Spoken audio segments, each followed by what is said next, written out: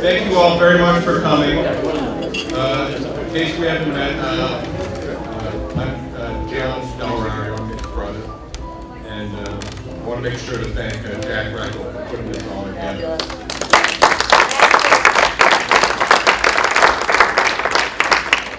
And also thank all of you for coming out and honoring the memory of Nick.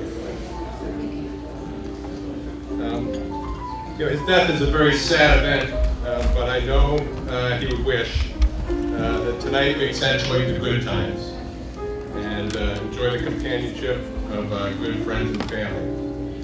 So here's the game plan for tonight. What we're going to do, I'll say a few brief words, pass the mic to Jack, and we'll all just, anybody who wants to come up and say something about Nick, please feel free to do so. And but there are 3 ground rules. You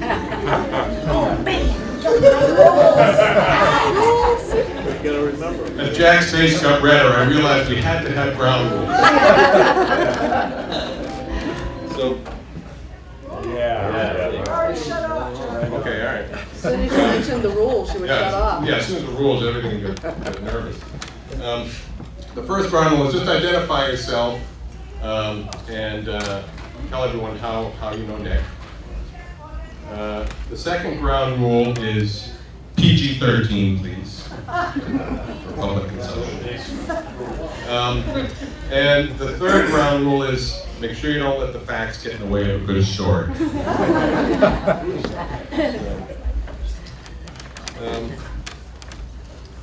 Anyway, I'll just say a few things about Nick. Nick was tough. And in 1972, he broke and displaced 4 bones in his back playing football. At the time, no one had really seen that injury. And so the doctors on the sideline, I didn't know if Doc Remsen was going to show up. It was not Doc Remsen. Somebody else besides Doc Remsen. They said, jog it off. So Nick was on the sidelines, jogging off 4 broken bones in his back. And then let it chill up in the fall air, and then he got to walk all the way back up to the locker room after the game, which, in Needham High School, for most of you who know how big that hill is. That's tough. So, when he was sick, he kept working, in part because he really appreciated the way his boss, Dr. Joseph Kimball, treated him. And so he wanted to put in the effort, as much effort as he could. And so he kept working, I think, probably until 2 weeks before he passed. And, that's, anecdotally, I can tell you that, when somebody, he sort of ran the business development and clinical studies there, and so he's sort of responsible for a lot of people. And if he called in sick, you had to talk to Nick. So attendance skyrocketed because, oh, I got a cold. Oh, I'm really sorry to hear that. It just went flying. So, anyway, Nick was a very sensitive and caring person. When my mom and dad were sick,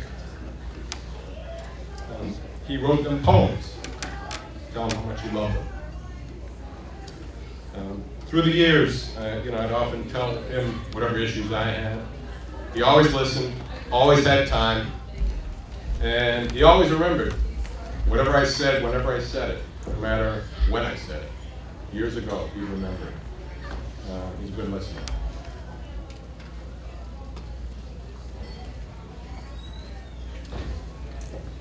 Nick was very dedicated to the well-being of his family. Not only was he a proud father, but he wouldn't be afraid to ask for advice. How can I do this better? What do you think about this? He wasn't. He was looking for the best idea, not for his idea. Nick was intelligent. Now, many of you in the room probably view him as a somewhat average student. Probably with good reason. But he had great insight, and particularly with people. And we had an event in Arizona, and one of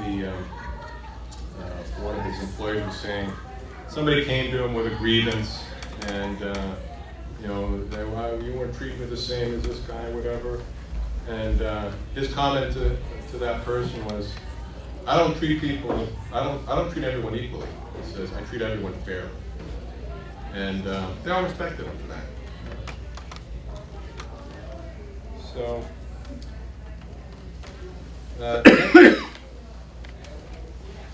Nick, as you know, he was athletic. He was very athletic, and there's all kinds of pictures here that depict that. And even as recently as last spring, I was out there, and he was playing golf with me, and he had a chemo session that morning. And so we go out to his course, and we play. We only got in 15 holes because it was getting dark. And so we go in, and I said, so where'd you shoot? And he was 1 over. It's like, come on. Did it teach you anything ever? You have 3 cancers raging in your body and you're 1 over?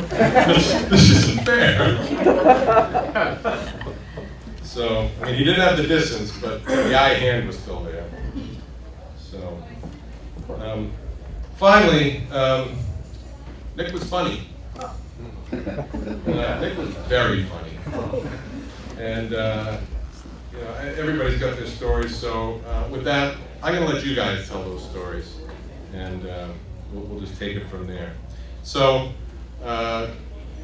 also, I want to thank Paul Altmaier for coming out and videoing this event. We hope to maybe talk for however long as we want, maybe it'll be 45 minutes or something like that. But now I'd like to have Jack come up and say a few words about Nick. I don't do this very often, so it'd be hard for me.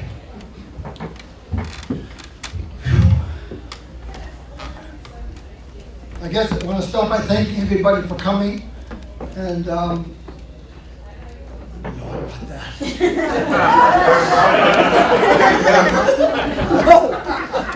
It's quite a tribute to have all you guys here, and there's about another 25 people who could not make it tonight, so thank you all for making the effort and coming. All right. I got a couple of stories here, some maybe funny to me, maybe not so much funny to you, but I'm going to tell them anyway. I met Nick in 1970 on the football field. We were practicing extra points because we were going to score so many touchdowns. Right, Coach Banbury? Especially against Framingham North and Braintree, of which we have some representatives here tonight. So, I'm the holder, and Nick is kicking extra points right-footed. Okay, practice this, we figure it out. Coach Banbury says, we're now going to go work on the punting game. So we go over the punting, and Nick starts kicking left-footed. And I'm 17 years old, and I'm thinking, who kicks right-footed extra points, and who kicks left-footed punting? I'm thinking, this is unbelievable. What kind of a character do we have here? It shows you how great an athlete he was. He played football, hockey, baseball. He did have a little bit of problem with my curveball, though. Just a little bit. But goodness, we were on the same team. Tennis, maybe backgammon, maybe not a sport. Gin rummy, maybe ping pong and dominoes. He and I played all of those often. He was a fabulous cook. He made Karen the best eggplant parmesan out in Arizona that she's ever had, and the chicken walnut salad that he made for me many times, of which Joe Finn stole from the refrigerator. And it was made for me. Joe Finn got his hands into it. Didn't have your name on it. Nick was very witty and smart. Always had a smile on his face. And one day he called me around 8 o'clock our time. He's out in Arizona. It's 5 o'clock his time. And I said, why are you calling me so early? And he says he didn't want to miss anything. So I said, what are you going to miss? And he says, I don't know, it hasn't happened yet. But just in case it happens, I don't want to miss it. So to me, that was classic Nick.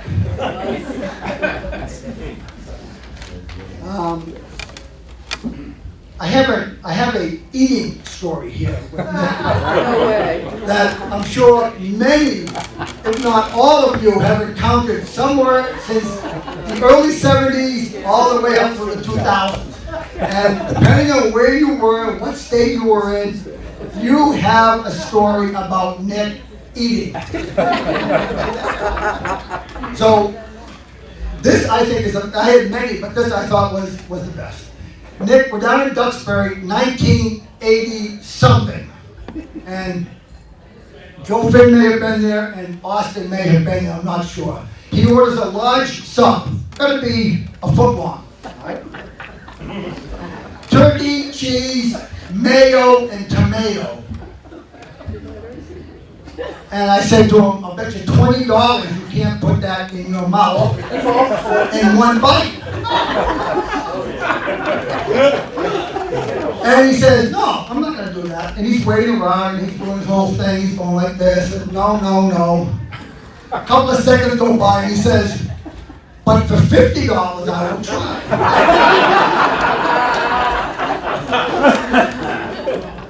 So I said, okay, go ahead. So he takes the sub, and he just wedges it into the left cheek, and then he takes the other half and he wedges it into the right hand side. You all have seen it somewhere along the line, whether it be a sub or a pizza or whatever. And he starts going up, boom, boom, boom, boom, boom, boom. And I said, what does that mean? He goes, I won. And I said, no, you didn't. The mayonnaise started to drip out of the side of his mouth. And you didn't eat the whole pizza and whole sub in one bite because drooling was a winner for me. So I collected on that. Let's see what else I got here. Those are some of my most fondest memories of Nick. And I guess I'm so proud to call him my friend. So thank you. And I'd like to have Wayne come up and speak. Thanks, Jack. You're pretty good at this. Yeah, absolutely. So Diana said, by the way, I'm Wayne Maynard, I'm Nick's brother-in-law, married to Diana. And Diana says to me today, she says, have you prepared your speech yet? I said, not really, but I figured I probably should prepare something, so that's why I mowed the lawn this afternoon in the rain. I felt that as an opportunity to prepare. So I have a personal testimony here with Nick. Obviously, I've known Nick for almost 40 years. And I thought, how to begin this, and without talking about myself first. So bear with me as I do a little bit of my personal history, because it'll tie in with what I'm going to say here in a few minutes. I was one who gave college baseball a shot. I played 2 years for the University of Maine, Bangor, which is a small college campus in UMaine. Transferred to UMaine Orono before I met Diana. And I tried to make the Orono team. This is back in the mid-'70s, and they were like a perennial College World Series team. They were a great team. So I attempted to make that team as a walk-on, unsuccessfully. So when I met Diana the spring semester in German 2 class, my grades went down the crapper there, and I was in tough shape, and we were in German 2 class, and she could tell I was pretty stressed out. I didn't know who she was, by the way. She sat next to me, and I pretty much ignored her.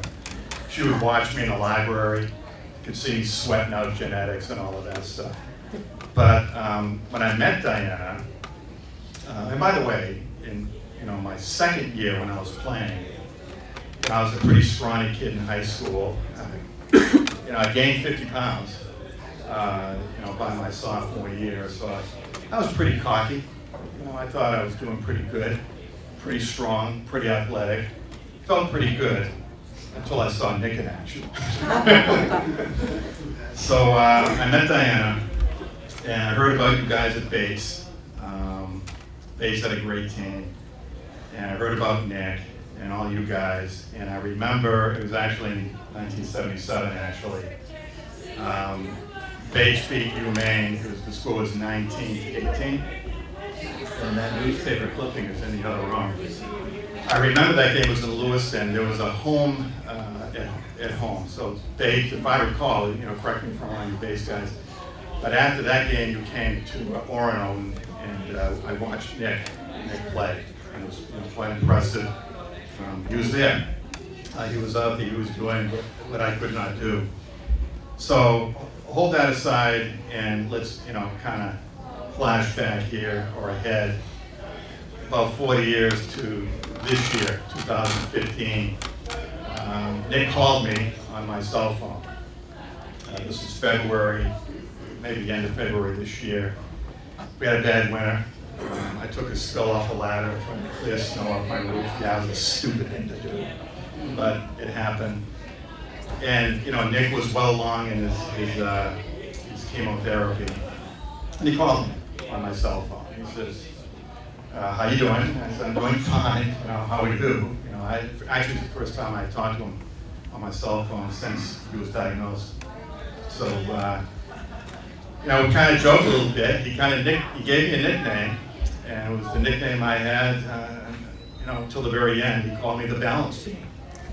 So anytime he would talk to Diana or anyone in the family, how's the balance beam? So I make a joke out of that. It's great, I deserve it. So we had the second call that we had was May of this year. It was actually just before he began his second phase of treatment for chemo. It was really, really bad stuff.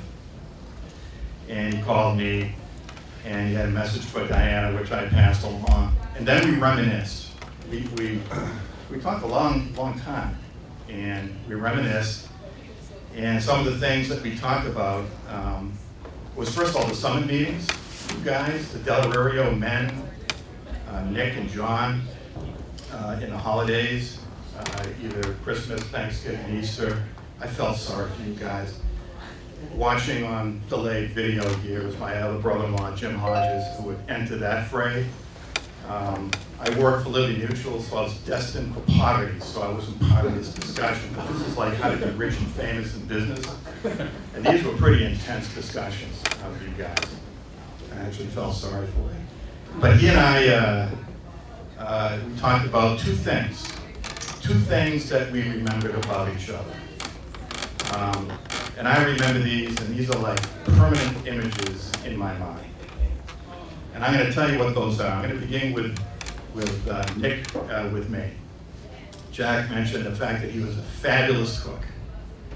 In 2004, Diana and I visited Nick in Arizona, and he made a roast beef. And it was unbelievable.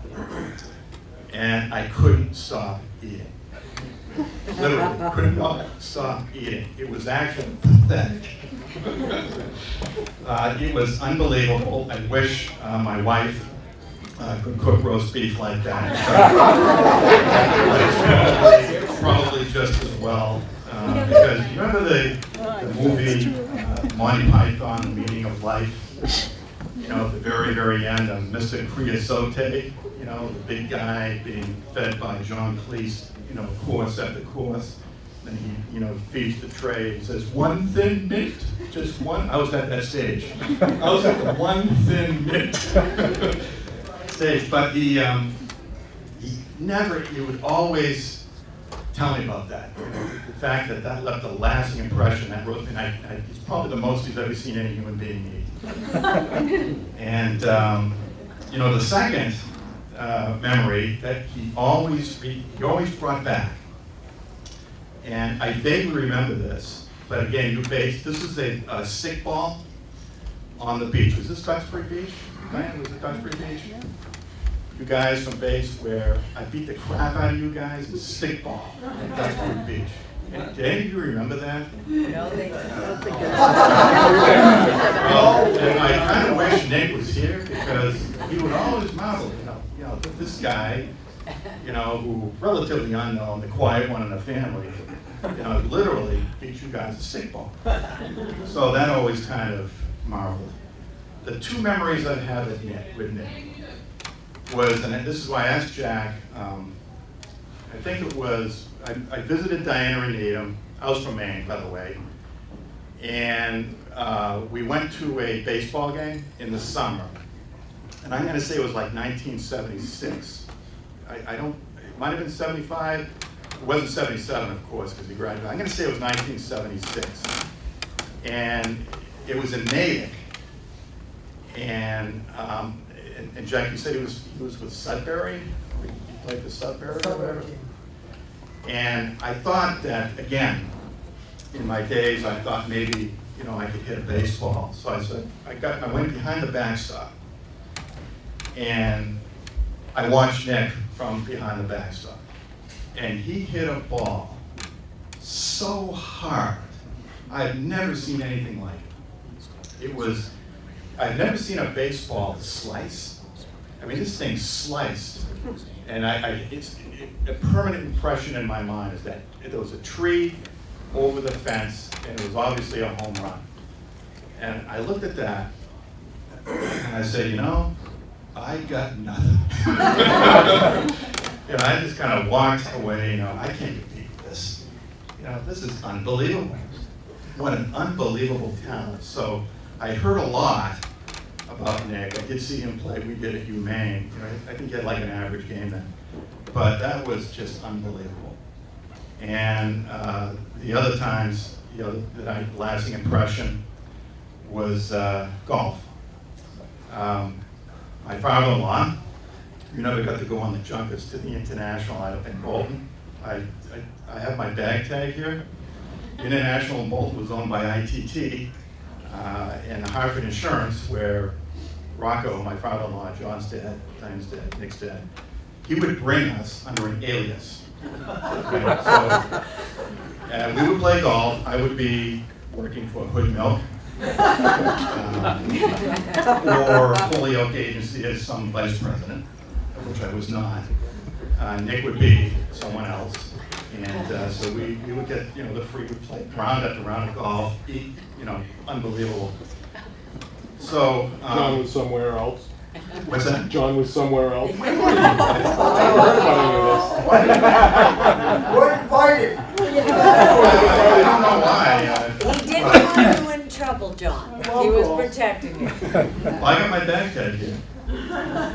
But this is the world's longest golf course. And Nick, you have the ladies' tees, the men's tees, and then you get the Tiger tees, if you're familiar with the ITT, with the International rather. Nick would tee off from the Tiger tees, the gold tees. Stunning. But there was one in mind. In fact, playing golf with Nick, you just wither. Off the tee he would, and by the way, we were at the driving range, before we played, and this is the first year. And Nick had a bucket of balls. And every single ball he was hitting beyond the driving range into the trees on the other end. So your dad was there with his hands on his hips, because he'd never seen anything like it. So, your dad would say, Jesus Christ, Nick, because it's like unbelievable. A bucket of balls, in fact, when they went looking for those, who would put them here? My kid, Steve, would recall in Kingston at the Nook, where he'd tee up the golf balls there on the little deck and launch them across Kingston Bay or whatever that was there. And there was a big house on the other side. Remember the big house on Lincoln Linden? And there was a guy mowing his grass. So I guess it was over 300 yards. It was over 300 yards. And these golf balls were dropping in front of him while he was mowing. He'd look around like, where did this ball come from? Because there's no way it came from where it came from. You know. But Nick, and looking at the back, you know, I think it was the 8th hole here, because it's got a little sketch of the course on the other side. The 8th hole is like a dog leg, right? There was a bank of trees there, and from the Tiger Tees, it's a 440 yards. But Nick drove that green.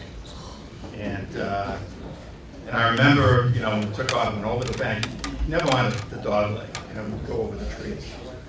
So, you know, we took our cars, we went, you know, to find our ball. That was probably 3 strokes to get where, you know, he was. But I remember his look. Ball was on the green, and I'm gonna guess it was probably, and I'm not exaggerating here, folks, and you know Nick as well as I do. It's got to be 400 yards, you know. In fact, when we were talking about it when he was there, he was laughing, you know, and all. Probably, you know, like 410, you know, it's like it was over 400 yards. It's just unbelievable. I remember that so well. And, you know, I think of, you know, the international and golf. I'm going to frame this and put it away. I actually clipped it off my bag today and put this in a special place. So, in that May call, I said to Nick, you are my hero. I probably never told you that, but I said,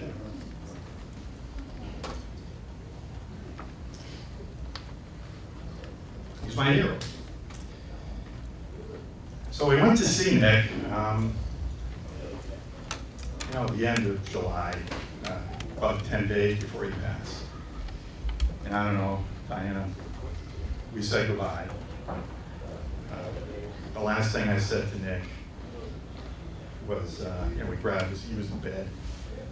I would spend, you know, when we were down there, do whatever chores I could to help him out. Everything I could to help him out. And I would be in his room. I think Jack had called, I think Rick had called when we were there. I don't think he picked up the phone though. So we would watch Food Channel and golf. That's what, you know. So I was there, we were there 4 days. And when he was awake, we watched Food Channel and golf. He wasn't eating, but we were watching the Food Channel. You know, sort of like he was eating. You know? But anyway, the last thing I said to Nick, and we knew, he knew, even though he never said it. To him, you know, he's gonna live forever. We knew he wasn't. But I grabbed his hand and said, "You're my hero." That's all. All right, my name is Claire Cashman. I've known Nick since I was 13 years old, and I adored him. He was like my brother. We had so many adventures, and obviously I can't tell them because my daughter's here. But I will tell one because Melissa, his wife's not here. Now, Melissa would come out to the Cape every summer for 2 months. And I'd call Nick, and I'd be down the Cape with Melissa, and I'd say, "Hey, Nick, you know, what are you doing?" Unsupervised behavior, we called it. Well, Nick, and I don't want to offend anybody, but Nick hated cats, and we shared that love. And when he married Melissa, he inherited 2 cats. So I called Nick, "Oh, what are you up to, Nick? You know, the usual stuff." And he goes, "Yeah, I got the cats in the dryer for a spin right now." Just, you know, that was his way of getting back, of having to live with those cats. But Melissa doesn't know this, and she never will. Nick, just one of the funniest people I've ever met in my life. If you ever went out to drink with Nick, one of his special tricks was he'd order a vodka grapefruit juice and maybe a glass about that high, and the waitress would put it on the table, turn around, put our drinks. Nick would chug it and say, "Excuse me, I spilled my drink." And the waitress would be so horrified, she'd bring him another one right away. And he did this quite a bit. Good call. Another favorite story, Jack likes this story. when Nick lived in New Jersey, we all went down for the 4th of July weekend. I think, Judy, did you drive with me? I was Okay. A whole bunch of us went down to the Jersey Shore. Nick always lived on the water. He lived on the river, and it was a wild time, okay? I mean, it was like, everyone was basically trashed 24 hours a day. And after like the 4th day, I said to Judy, I can't take it anymore. I mean, I slept under the dining room table one night so no one would step on me. And I said, Judy, we need to go home. I had a car that was a standard, and the stick shifter was on the wheel, and nobody could drive it. So I was going to have to drive from New Jersey back to Newton, Mass. So I knew Nick wouldn't let me go. And Judy and I snuck away early in the morning and drove back home. In the middle of the night. Oh, I thought no, in the morning, whatever, but he never forgave me for that. Never, ever. He always said, he goes, you ran away, you left me, and I would always say, I couldn't take it anymore. I couldn't keep up, Nick's bedroom, it was so cold in his bedroom, you could scrape the ice off the bedroom windows, and you can imagine why. I won't go into details what was going on in there. But yeah, and the last story I'm going to tell about that weekend, I don't know what time we got down there, Judy and I, but of course he took us to a bar and we had drinks and whatever, and then Nick decides to drive his company car onto the beach, and the car's tires sunk into the sand, and we can't get the car out, it's around midnight, and eventually the police come. And if anybody knows Nick, absolute Eddie Haskell. He's come, and Nick stands there and says, gee, officer, terrible place to turn around. Well, Judy and I almost peed our pants. Anyway, so they got other people to help us and dug the car out, and off we went back to Nick's house. But, unbelievable. He could pull those Eddie Haskells, so he didn't get in any trouble at all. But, and we also, we used to go out to see Nick in Arizona. When Nick, my daughter, I think the first time you were 12, first time we went out there, we let Nick take the 3 girls to the video store. He took Nicole, his daughter, my Nikki, and Riley. And, my kids, they've been exposed to him before, but not to a great extent. They come back from the store, and Nikki goes, Big Nicky was walking around the store with a big bag of peanut M&Ms. He ate the whole thing, and when he was done, he took the bag and threw it in the air. My kids were like in shock. And I said, oh, that's just Nick being Nick. But needless to say, so much fun, a lot of laughs, great guy, tremendous athlete, as Phil said, and I miss him every day. And I think of him and I laugh. And like I said, I can't tell them all the other stories. So Nick and I were kind of officially the Mutt and Jeff combination. So I actually met Nick down at the Jersey Shore. So I went down one weekend after college, and he happened to be rooming with my college roommate. So I met Nick through Pete Holland, and we became fast friends. I mean, that first night, we partied real hard. And I remember, driving back to New York that week, at the end of the weekend, thinking, wow, that guy's really something. So I saw him a few more times down there before I actually moved up to the Boston area, in the early 80s. And, Nick just became a great friend and, took me around, introduced me to a lot of people, Jack, Bob Chelman, his brother John, and others. Nick and I played a lot of golf together. We played a lot of tennis together. He was, as people have talked about, a great athlete. And Nick loved rock and roll, and he loved loud rock and roll. So one of the first times I remember seeing Nick up in Massachusetts, I met him out in Concord where he was living at the time, and he was on the second floor of a house. So we met at the 99 there, we drank for a while, we went back to his house, or the house. We go up to the second floor, we're still partying, and Nick is blasting the stereo. Nick always had a great stereo. He is blasting the stereo, the floor is vibrating. And I look at Nick and I go, doesn't your landlord mind? she's old and she's deaf. She has no clue. And Nick always seemed to have those sort of situations. Nick was could hit Titanic golf balls. His brother-in-law talked about it. I had Nick to play at Devon Country Club many times, and Nick would hit balls in places, his tee-ball in places that I'd never seen anybody hit before, including the 18th, where he hit it over the trees, and I said, you're gonna have to reload, and he goes, I don't think so. When we went up there, this ball was like 40 yards from the green, and I was like, unbelievable. And he was just as good after the round. He pulled one of those Claire moves when we were out on the porch where the waitress, he used to love those, he used to call them Sahara Desert screwdrivers, where basically it was all vodka, just a little, touch of orange juice. And the waitress put it down and looked away, to wait on the next table. And Nick, and then he looks at it and says, you forgot me. And that was Nick. He was always fooling around.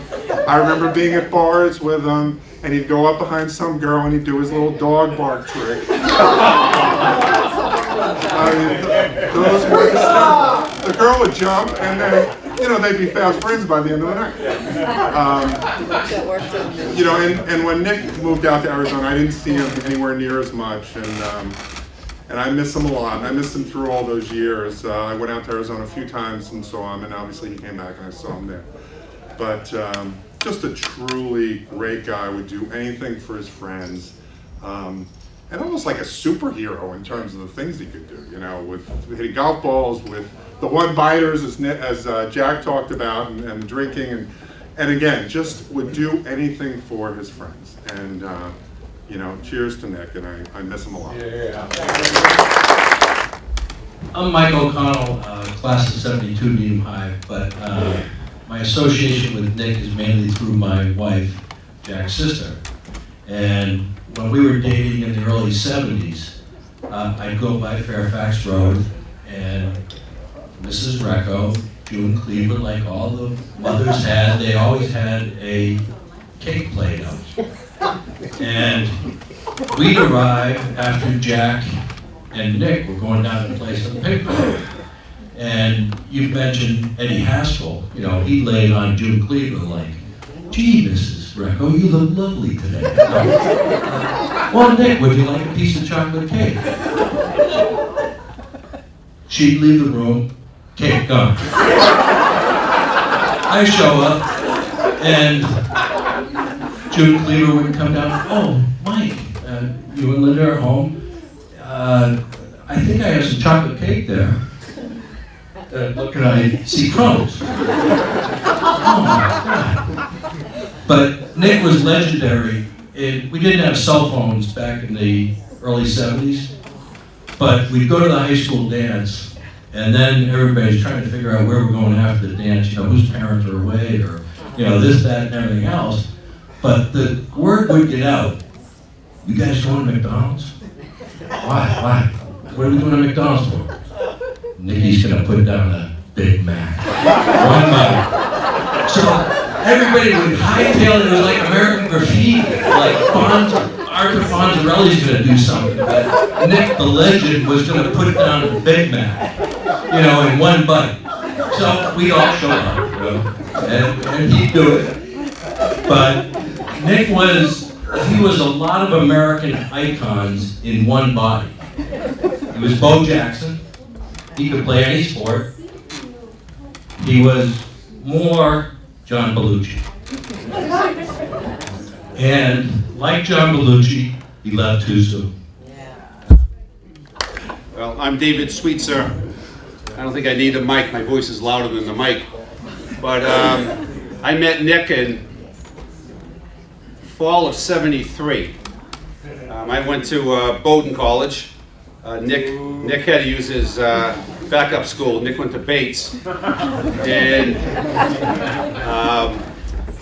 I played football and baseball and some basketball, contrary to my size now. But I remember, and I don't remember Nick as a freshman playing football, but I remember when we did play Bates, he would stay behind because I had known him through my wife Jane, who had gone to high school with Nick in Needham. I grew up in Andover. And Jane introduced me to Nick along with Jack and people maybe a year or two older like Mike O'Connell and so forth. And everybody knew Nick. First name. It was like Elvis. Nick had no last name. It was just Nick. Everybody knew Nick. Well, I got to play some football against him, and that freshman year, he would stay behind. And when his school bus of players, as I would call it, versus the luxury liner that we used to have, we gave him a hard time about that, they would go back to Lewiston, but Nick would stay at Brunswick. And I'm telling, we all talk about how much he could eat or drink, and it's all true. And I think I can eat and drink a lot, and he put me in my place. And I knew I was in trouble when he walked up, and people would walk in the opposite direction, and he'd go, "Hello, President Howell." At Bowdoin College, he knew the president of the school. And he would say to security chief, "Hello, Chief Walsh." How the hell does this guy from Needham and Lewiston know the chief and the president of the school? So now I'm going to Nick, "Who's that over there? Who's this guy?" And he starts telling me the stories, and we're laughing, and we get off to a great relationship. And it lasted until August 13th of this year.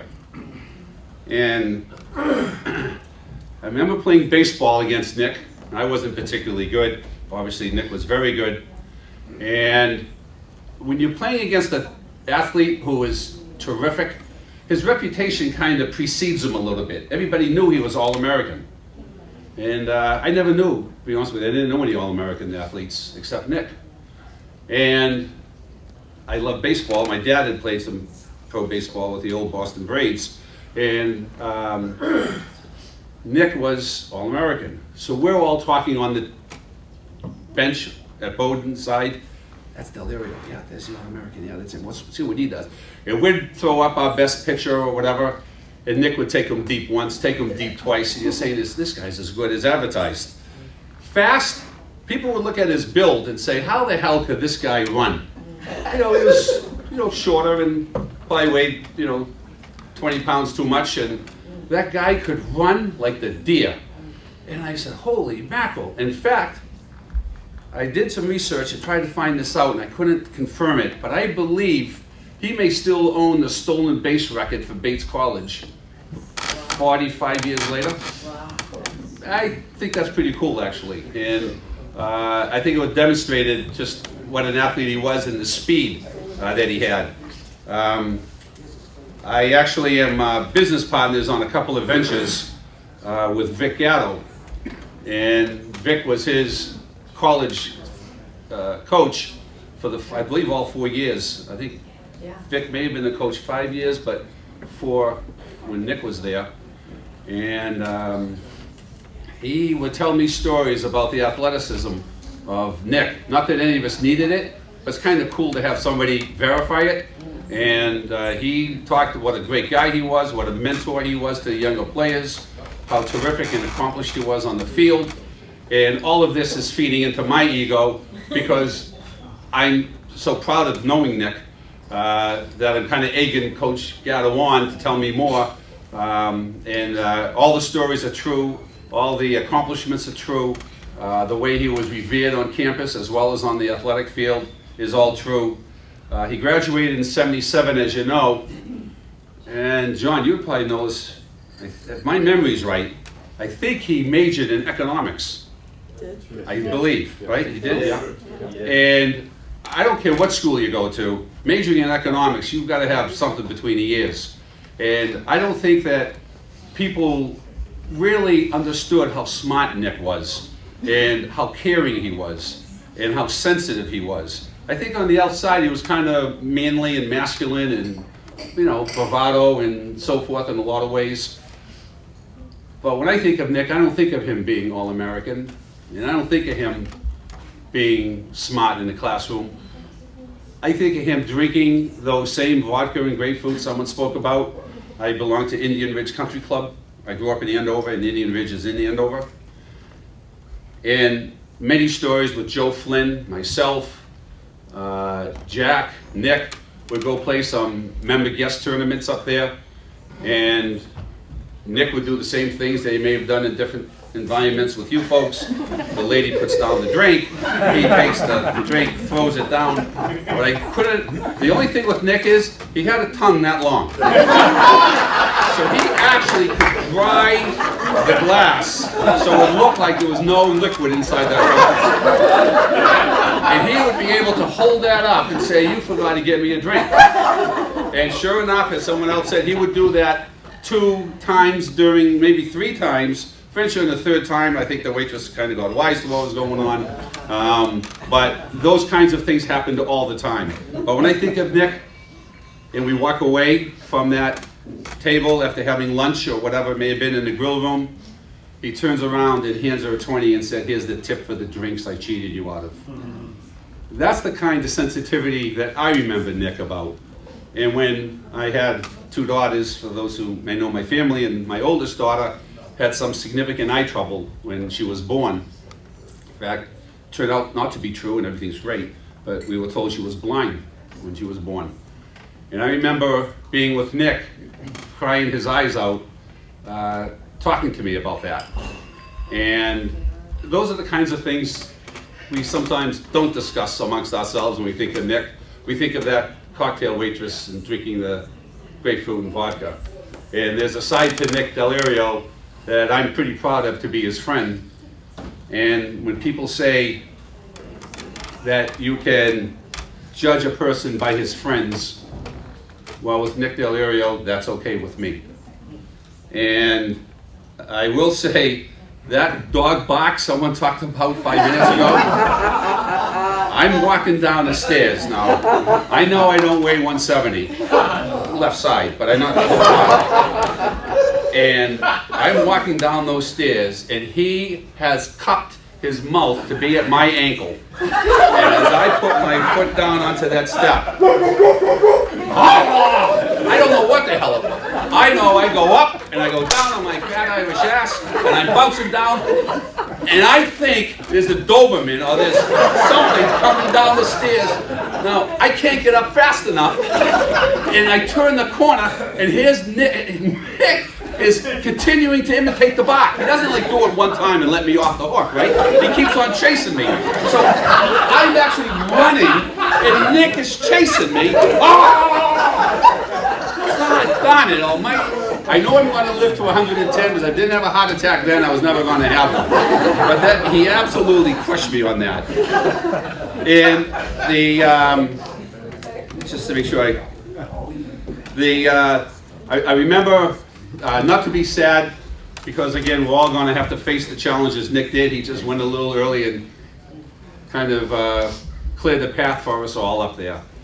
But I remember when Jack and I had a chance to go out earlier this year to say goodbye to Nick, and he weighed about 225, and I think he may have passed at about 160 or so, 165 in weight. And he was obviously sick, and stamina was not very good, and he knew it was going to be a difficult challenge ahead of him.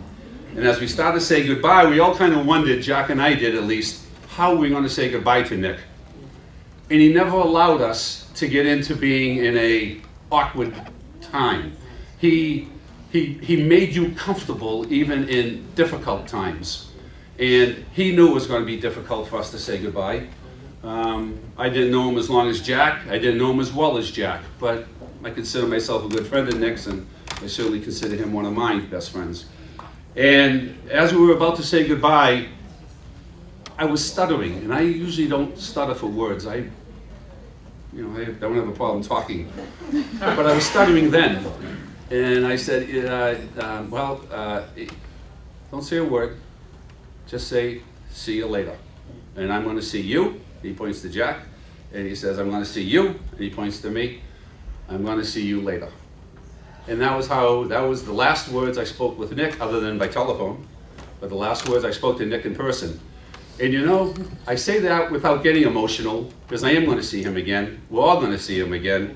And I tell you, it's going to be one hell of a time. And every one of those cocktail waitresses are going to be around. and he's going to deserve everything that he gets. But thank you very much. My name is Mark Shapiro, and I went to Bates with Nick. What I'd like to do right now, just quickly, is I want all my Bates brothers to come up here with me. Just stand with me, if you would. I was only kidding about the secondary school. PJ? We'll talk about PJ later. Hey, Bates.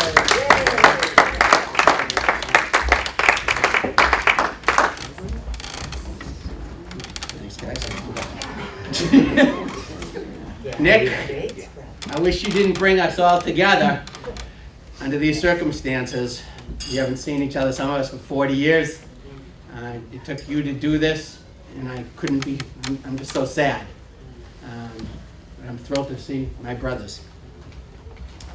I'm gonna just represent a few of the Bobcats that couldn't be here tonight. And this is from Stephen Drugan, who just happens to be from Framingham. Thanking you, excuse me for 1 second, make sure I got the right one. Thank you for putting me in copy, as I didn't know that Nick had passed away. This is really sad. We'll always remember Nick as the life of the party, a good friend and a superb and gifted athlete. He was a natural and excelled at every sport he chose to play. And during those college years, playing football and baseball, always pushing the envelope, earning the diploma while having so much fun. Those were the days. You are correct in that the months and years are flying by, and the older we get, the faster the sands through our hourglass are moving. For some reason, in the back of my mind, I convinced myself that there would be time, at some point in the future, when our college buddies would all be together again. Wishful thinking. And when there is a tragic loss of an old friend like Nick, the reality sinks in that the reunion won't be complete. There will be an empty seat at the Commons table, and we won't have the opportunity or good fortune to enjoy Nick's magnetic personality or unique sense of humor ever again. Thank God we have the memories of our times and adventures with Nick to share and keep with us. Wish I could be there for Nick's celebration of life on October 1st, but won't be able to attend in person. We'll be there in spirit. Sincerely, Steve Drugan. Right, Drews. Drugs. Drews. This is from Kelly Trimmer, a very good friend of Nick's, who graduated in '76, and Nick, as you know, graduated in '77. As much as I would like to attend, not only to celebrate Nick's life and all the joy he brought to those who knew him, but also to reminisce with everyone who will be there. Unfortunately, I won't be able to make it. Carol and I are going on vacation. Most people probably don't know, now you do, that Nick spent a couple of years at the Jersey Shore right after Bates, when he was working for Bancroft or Head, one of the top tennis companies, not sure which one. So I got to spend a lot of time with Nick because I was living at the shore as well. His company had a box at the US Open, and he invited me to go one night. We actually saw Roscoe Tanner break the net with one of his serves. Most people probably know Nick was a huge Springsteen fan, and we went to a couple of Bruce's concerts at a small venue in Red Bank. I actually think Nick had tickets for every night he was there. Clarence Clemens, Springsteen's sax player, occasionally would play with a group called Norman Selden and his Joyful Noise. I think Norman must have given Clarence one of his first jobs at a local bar restaurant called the Lock, Stock, and Barrel. And Nick would drag me there every time Norman played, just on the outside chance that Clarence would show up. Needless to say, Nick was a hit with my Jersey friends, and we had a lot of fun together while he was there. I may have lost touch with Nick over the years, but I will always remember Nick as a great guy who would give you the shirt off his back if you needed it. Say hi to everyone for me. I will be sure to have a cold one for Nick on the 1st. From Kelly Trimmer. And lastly, this is from a very dear friend of Nick's, who they spent a lot of time together. His name is Peter Boucher. His nickname is Chino. Chino. Thanks for the update for Nick's celebration of life. Unfortunately, I am leaving Saturday the 12th for Seattle, then out to sea for the next 3 months or so, bringing a new research vessel, the Neil Armstrong, down the west coast through the Panama Canal and eventually back to Woods Hole by the holidays. I was hoping you might read the following to the boys on my behalf. Thank you, he listed a few guys, John, Jack, Wu, and all of Nick's buddies and friends for putting the celebration of life together.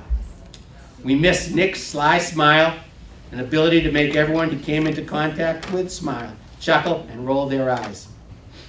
We miss Nick, the successful dad, husband, businessman, and athlete.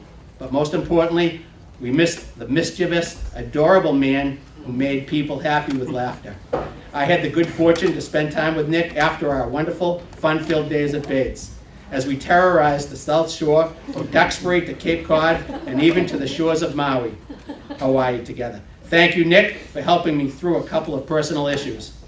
You will always be an all-star and dearest friend to me. Pete Chino Boucher, and Peter proposes a toast to Nick. To goodbyes, that they never be spoken. To friendships, may they never be broken. There are good ships and there are wood ships. The ships that sail the sea, but the best ships are the friendships, and may they always be. Pete Boucher.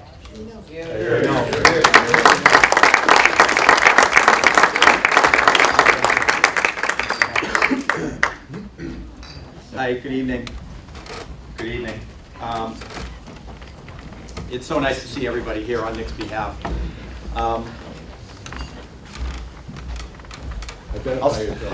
My name is Austin Line, and Nick is one of my oldest, dearest friends. We met at Bates, and I'm going to try to keep this pretty brief, but there's a couple of things that I really want to stress. One, that in my life, in my 60 years, I've never felt a loss as strong as this one, outside my family.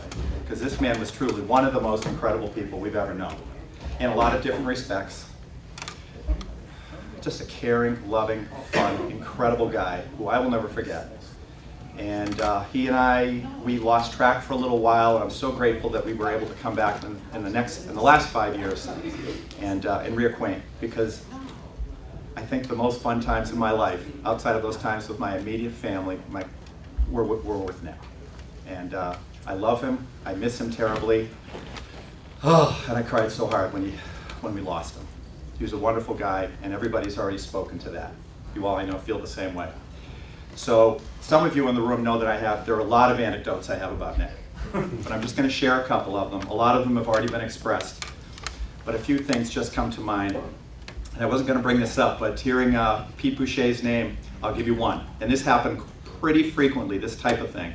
Pete was bartending at Fridays on Newbury Street, and Nick and I were shortly out of college, hanging at the bar. And there was I don't know if you ever remember being in Fridays on Newbury Street, but there was a rail near the bar. And then there was a drop, and there was a seating area of maybe 6 to 7 feet down.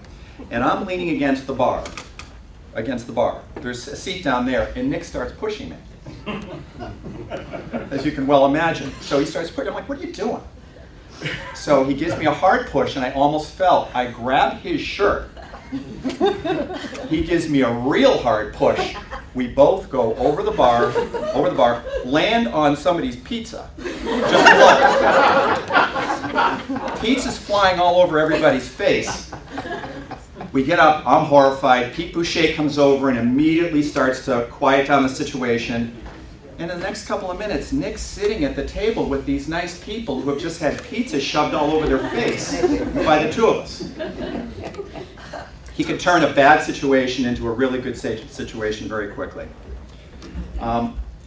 There's one anecdote that some of us saw a lot from Nick, and we might have been out at Fridays or Fitzgerald's or any one of the number of places that we would hang out. And at the end of the night, we'd all be leaving the bar, and Nick would look for maybe the nicest, quietest woman leaving maybe in the parking lot. You know what I'm going to say. He would run over to some woman he's never seen before. He would throw her over his shoulder and start sprinting around the parking lot. I saw this a lot. This didn't happen once.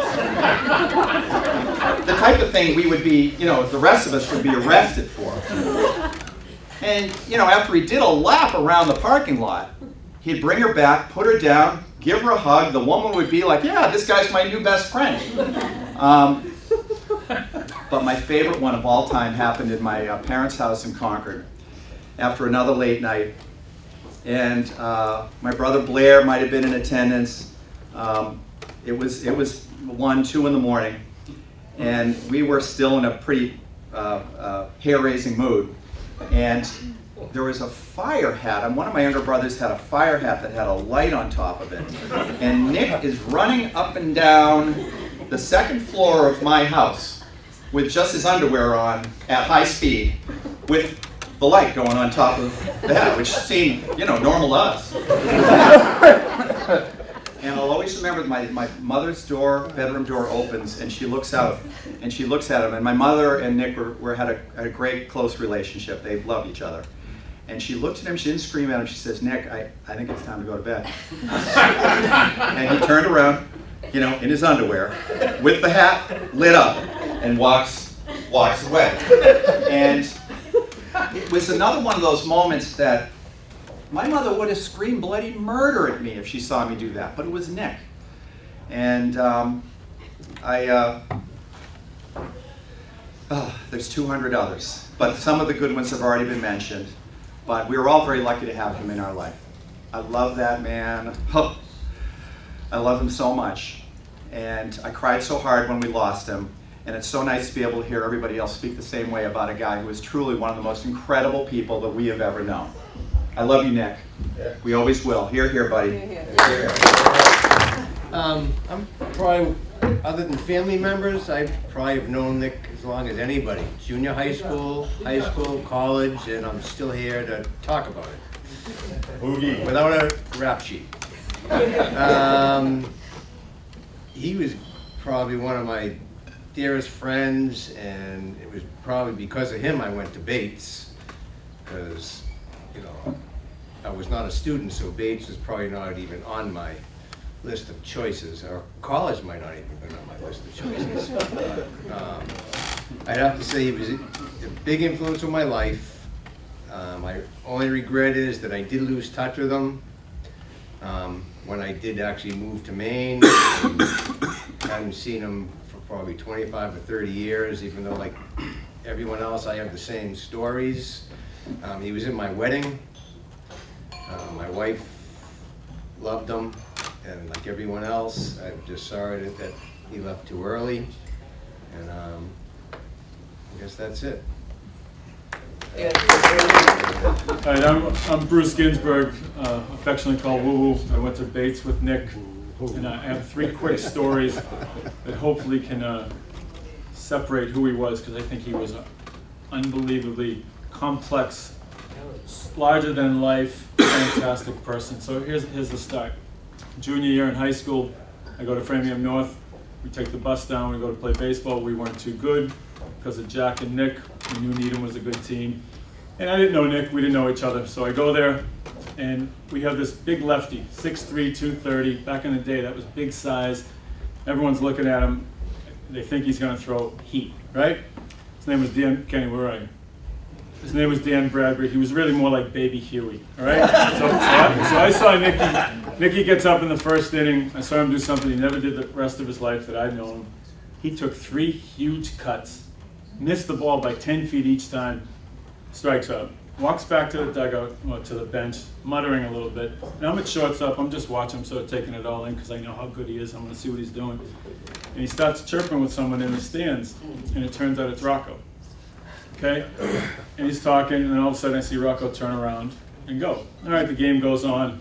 Rocco goes, it turns out, comes back, went up to the high school, comes back with this big bat, this piece of lumber. In the old days, it was a 33 Jackie Robinson. It was about this thick, this bad.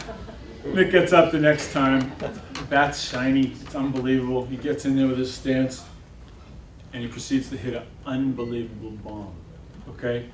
So to me, that was my first impression of Nick Del Rio. It was like The Natural in Robert Redford's movie, The Natural. And yes, he was a ridiculous athlete. So that's how I was introduced to him. That's what type of athlete he was. I say, okay, so I looked, I shook my head, and I sort of laughed. Okay, next.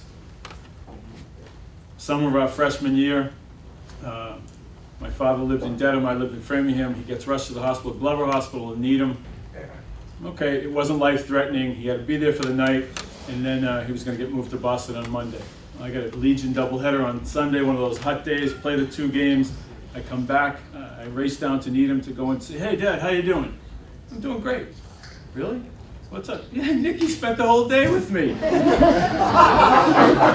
What'd you do? Oh, we talked tennis, we watched TV, we hung out. I didn't tell him he was there. That's the sensitive side. You know, by the time you get up here, you know he's a great athlete. You got to realize he was a sensitive guy, and that was really special. But he did that on his own. That's who he was. Okay, so you got the stud, you got the sensitive guy. Now we're in our senior year. It's a little foggy. 40 years later, it's a little foggy. We've gone back and forth through all the what was really happening. But anyways, he's got an All-American baseball season going. Not all league, not all New England, All-American. It's unbelievable. Well, just a little sidebar. I coach at Babson. I coach. I'm an assistant coach at Babson. I coach with a great guy, Matt New. We run an intense, high-level program, baseball, Division III, but we run it really high level. Now I'll go back 40 years. So you think about what you demand out of the kids and how important it is and what's got to be done. You have to do it the right way. Well, we're at the last game of the season. Nick's got an All-American year going, unbelievable.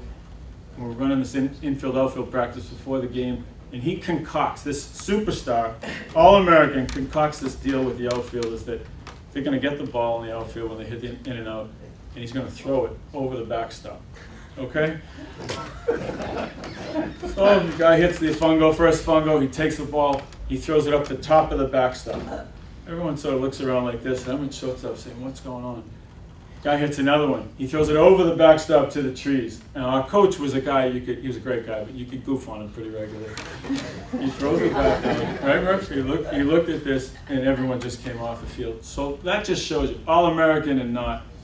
He had a side to him that was, John Belushi was it was a great line.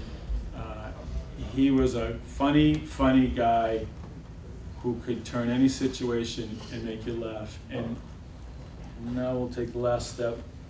I'm down the Cape, it's my birthday. A lot of people around. Austin sends an email. You get the email, you read it. Well, Jimmy Tonnery sends the email to Austin and I. You read it,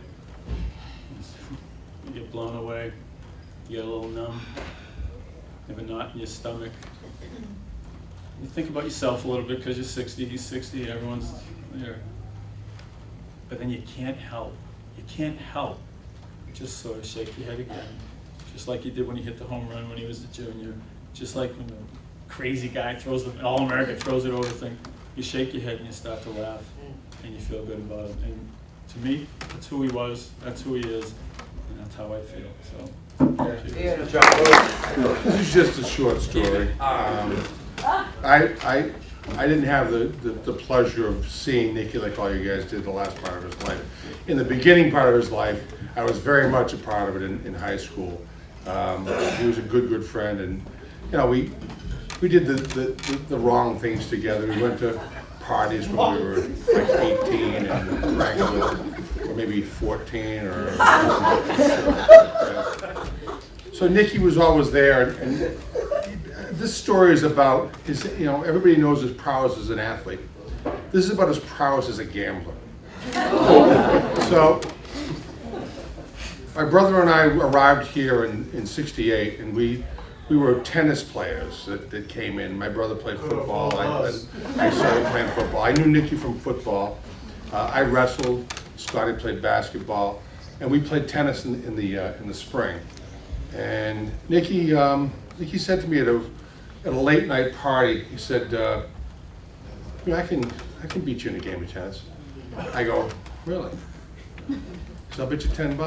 Now at that point, $10, you were getting $2 an hour, so that was like 5 hours worth of work. I can beat his ass in 10 minutes, and I'm gonna make $10. This is awesome. So I said, okay. So we met at Newman. We started to warm up, and he had an unbelievable forehand. He could power it, but he had zero backhand. And you know, I'd been playing since I was 5. I was ranked 13th at that point in New England. So I'm like, I'm going to kick this guy's ass. He says, I'm serving first. I said, that's fine. Well, Nicky knew how to serve.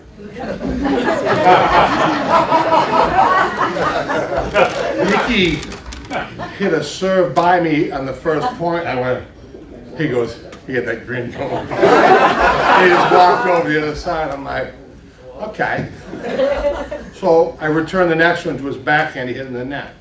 The next one he aced me again. The next one I hit in the back and he hit it in the net. Now it's 30 all. Okay. He aces me, and he goes, "That's a game. Where's the $10?" I'm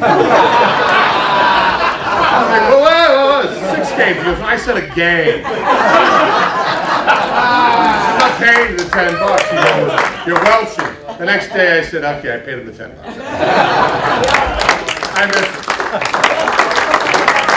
I just want to tell one quick story. I hung around with Nick quite a bit in high school and after college. And stuff. Use the mic.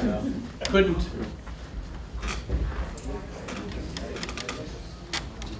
Hello?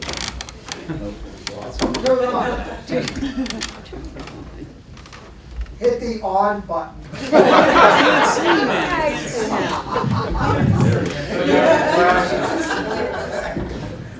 Yeah, I spent a lot of time with Nick over the years, and just going back to high school football, just every Friday night.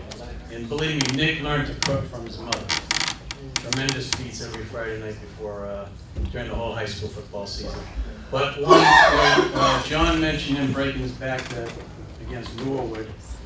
And one of the great moments for us as a Needham High football team is we went out and beat Natick that next week.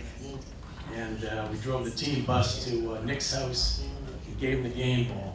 And that was, I think it meant a lot to Nick that day, it meant a lot to the whole football team. It was just really loved by all of us. That was the story I just wanted to share. He was just a tremendous guy, great athlete like everybody says, but we just all loved Nick. And he meant a lot to the team and to all of us.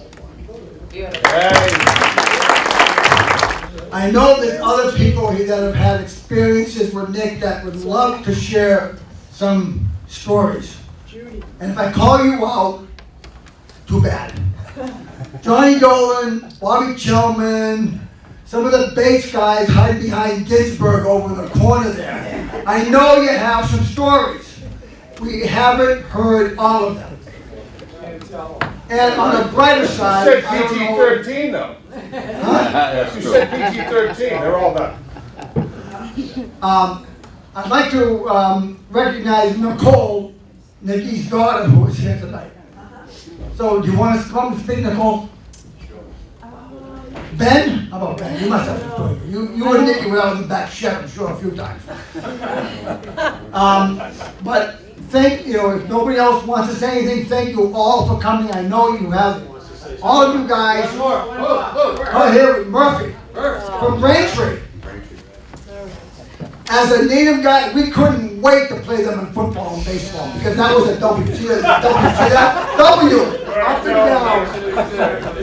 We loved playing Braintree all the time.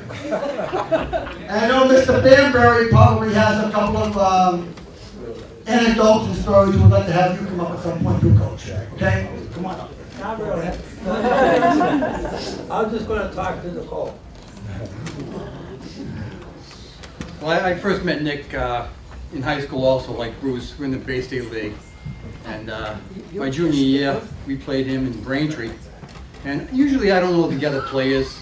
We just play people, and I just play, and that's it. And I don't know their names or anything else, but we were playing in Braintree, and this kid gets up, and I'm playing right field. He just went over my head for a home run over the fence. I'm going, holy caca, you know what?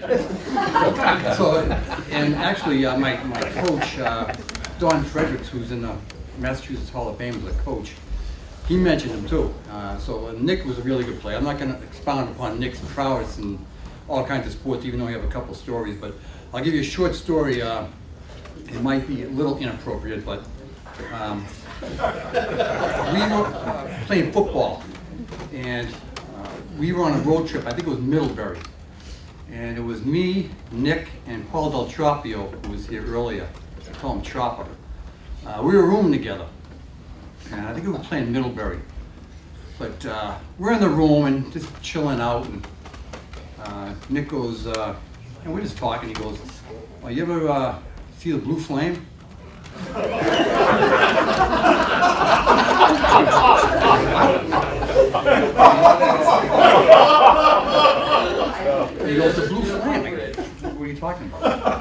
So he strips down to his underwear. He lights a match and he farts and creates a blue flame. It's methane. Holy crap. So I try it, and it works. You know? But so me and Nick are going back and forth, and we're horrifying Chopper. Chopper's horrified, so he never roomed with us again. And thank you very much. So we've heard from the classes of 72 and 73. How about the classes of 74? From some of the boys like Rob Claus, Tommy Smith, Johnny Wood. As Nick was a year older than you, you had to learn some stuff from Nick. Johnny, you told me last week you got some stuff. Come on, let's go. One quick story. Come on. One quick, just a quick.